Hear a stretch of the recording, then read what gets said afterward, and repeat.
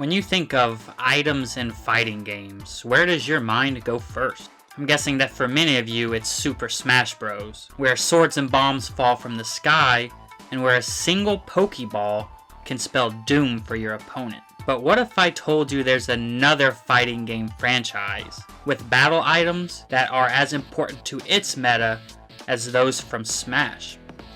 In the Naruto Storm series, these items, called ninja tools, range from everything from explosive paper tags to pills that make you run faster and everything in between. They have a significant role in the way matches play out.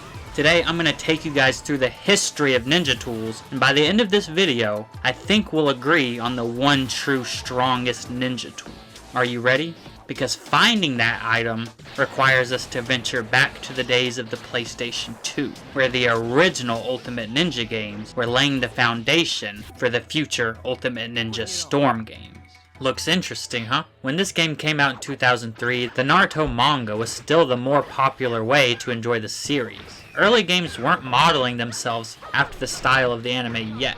This had a major impact on the visuals of these games, yes, but also how they play. You spawn items by destroying parts of the stage or by hitting these practice dummies, but in traditional comic book fashion, the effects of these tools are highly dramatized, and they have chaotic effects on the match. Just compare the paper bomb from Ultimate Ninja Storm Here I go!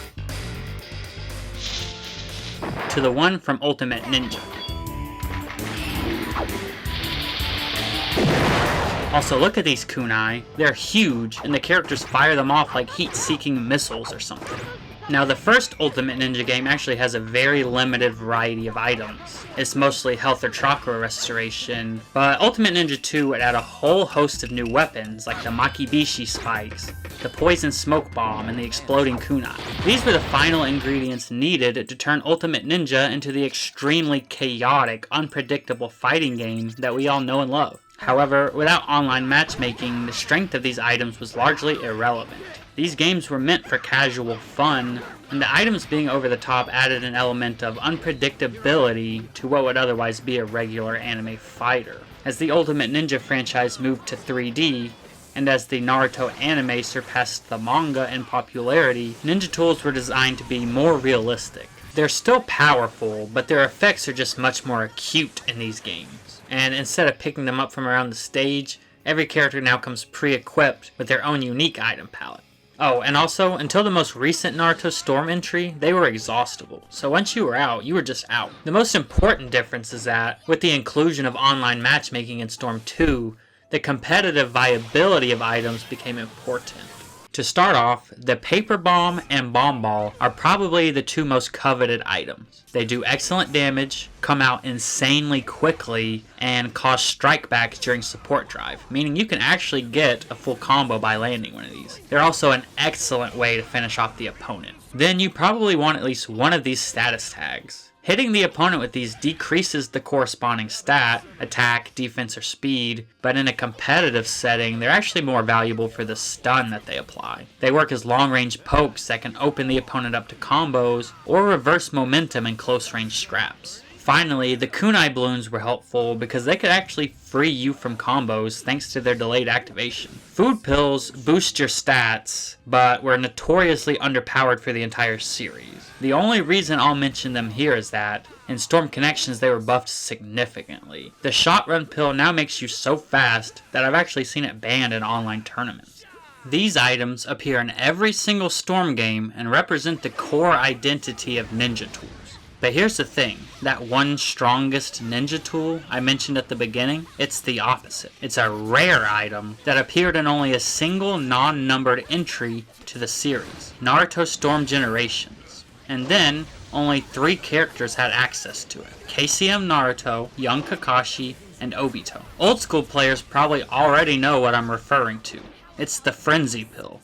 This was a supplementary type item with a unique effect. It nullified all stun and cinematic attacks for the user. This meant combos, grabs, and even ultimate jutsus were completely useless. Punishing a player that used this item meant getting rid of all 4 subs, both of their supports, and then both of their frenzy pills, because yes, it came in a 2-pack. Only then was the player truly capable of being punished, at least with combos. The downside of this pill was that it made the user take extra damage from any attacks that did work. That extra damage, combined with the lack of pushback, created hilarious, unintentional interactions with certain attacks from this game. Just watch this.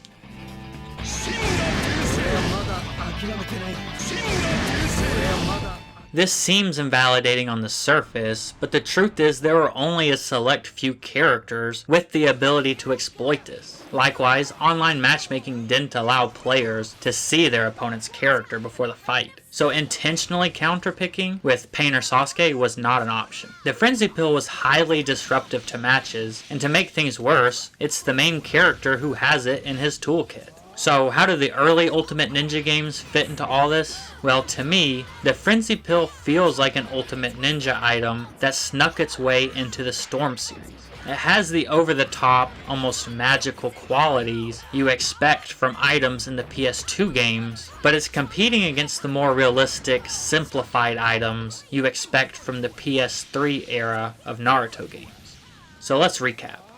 The Ultimate Ninja games emerge on the PlayStation 2. They have silly, bombastic, over-the-top qualities that you would expect from the earlier chapters of the Naruto manga. Then, the Naruto anime gradually becomes the most popular way to consume the series. Ultimate Ninja moves to 3D, becoming more realistic, less chaotic, and finally, a competitive fighting game.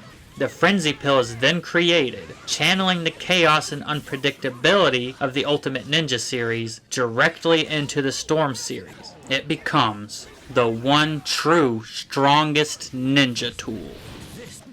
So what do you guys think? Did I convince you? Is the Frenzy Pill the most broken ninja tool, or is there one that I'm forgetting?